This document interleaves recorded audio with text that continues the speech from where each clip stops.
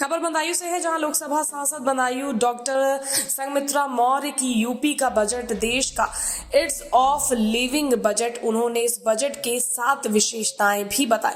उन्होंने कहा कि इस बजट में समावेशी विकास, लास्ट माइल डिलीवरी, बुनियादी ढांचे में निवेश क्षमता को उजागर करना, हरित विकास, युवा द्वितीय क्षेत्र की मजबूती देना बताया। अपने कार्यकाल पर प्रेस कॉन्फ्रेंस करते हुए बताया कि बीजेपी की सरकार में अमृतकाल का ये बजट एक विकसित देश की नींव रखने वाला बजट है। उन्होंने इस बजट को किसानों का, बच्चों का, किशोरों का मोटे अनाज उगाने के लिए एक ग्लोबल हब बनाने का बजट बताया। और क्या कुछ बोले बीजेपी सांसद, आप भी सुनिए।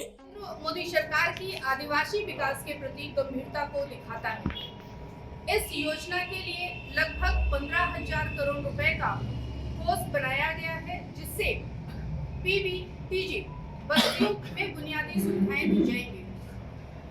बच्चों और किशोरों के लिए राष्ट्रीय डिजिटल पुस्तकालय स्थापित किया जाना और अगले 3 साल में 740 एकलव्य स्कूलों के लिए 38,800 टीचर्स और सपोर्ट स्टाफ नियुक्त किए जाने का एक जो निर्णय लिया गया है, यह भी स्वागत योग्य कदम है। मैं श्री नरेंद्र भाई मोदी सरकार द्वारा पशुपालन, डेयरी और मत्स्य पालन पर ध्यान देने के साथ कृषि ऋण लक्ष्य को बढ़ाकर 20 लाख करोड़ रुपए किए जाने का निर्णय का हृदय से स्वागत करती हूँ।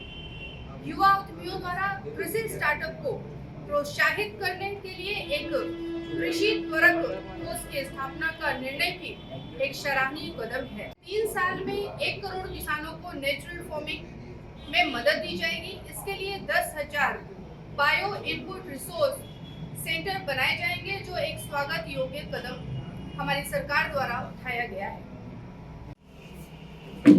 एक लोक कल्याणकारी बजट है।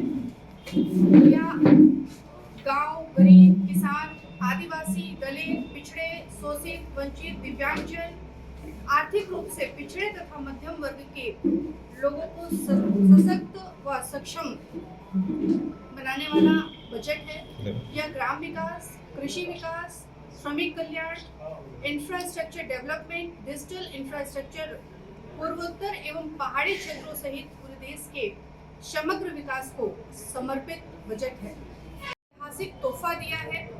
अब नौकरी पेशे वाले लोगों को 7 लाख रुपए सालाना की आय पर कोई टैक्स नहीं देना होगा। साथ ही टैक्स स्लैब को भी घटाकर 5 तक सीमित कर दिया गया है। मोटे अनाज उगाने पर भारत लगातार बेहतर प्रदर्शन कर रहा है। भारत श्री अन्न का सबसे बड़ा उत्पादक और दूसरा सबसे बड़ा निर्यातक देश है। भारत को श्री अन्न का ग्लोबल हब बनाने के लिए भी हमारी सरकार कटिबद्ध है। इस दिशा में हैदराबाद में Indian institute of millet research स्थापित करना एक बहुत बड़ा कदम है।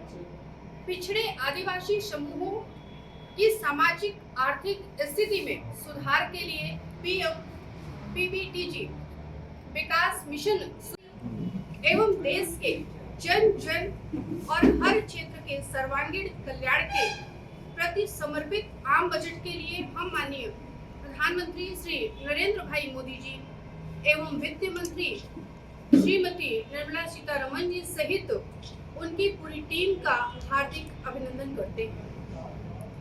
हमारा आम बजट 2023-24 नागरिकों के लिए बड़े अवसर उपलब्ध कराने वाला है। विकास और रोजगार सृजन को मजबूत प्रोत्साहन प्रदान करने वाला है और व्यापक आर्थिक स्थिरता को मजबूत करने वाला है। हमारे बजट में 7 अर्थात प्राथमिकता दी गई है। पहला समावेशी विकास, दूसरा लास्ट माइल डिलीवरी, तीसरा बुनियादी ढांचा और निवेश, चौथा क्षमता को उजागर करना, 5वां हरित विकास, 6ठा युवा और 7वां वित्तीय क्षेत्र की मजबूती।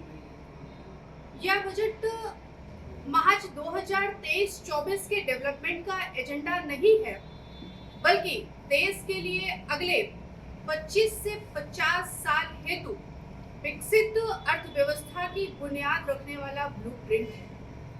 आदरणीय प्रधानमंत्री श्री नरेंद्र भाई मोदी जी ने इस बजट के माध्यम से पुरानी टैक्स व्यवस्था को खत्म करते हुए